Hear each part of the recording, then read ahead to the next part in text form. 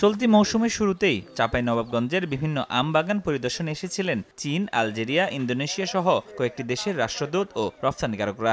আম বাগানের সার্বিক পরিবেশ, চাষ পদ্ধতি ও নিরাপদ আম উৎপাদন প্রক্রিয়া দেখে সন্তোষ প্রকাশ করেন তারা। পাশাপাশি রফতানি নিয়ে সরকারের পক্ষ থেকেও দেয়া হয়েছিল আশ্বাস।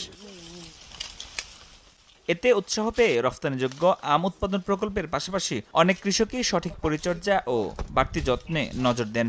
গুড এগ্রিকালচারাল প্র্যাকটিস গ্যাপ অনুসরণ করে আম উৎপাদন করে ভালো দাম পাওয়ার আশা থাকলেও প্রত্যাশা অনুযায়ী রফতানি না হওয়ায় বাধ্য হয়ে আম বিক্রি করতে হচ্ছে স্থানীয় বাজারে। আমরা আশাবাদী ছিলাম এবং প্রান্তিক কৃষকও খুব একটা আশাবাদী ছিল যে না হলেও ৩,০০০ মেট্রিক টন বাইরে গেলে এই ৩,০০০ মেট্রিক টন দেশে বিক্রি হলে ভালো একটা দাম পাবে। উৎপাদন অনেক ভালো হয়েছিল, কিন্তু সর্বোপরি আমরা আমাদের এই আম চায়নাতে রপ্তানি করতে পারিনি। আমরা অনেক হতাশাগ্রস্ত হয়েছি এবং আমরা অনেক ক্ষতিগ্রস্ত।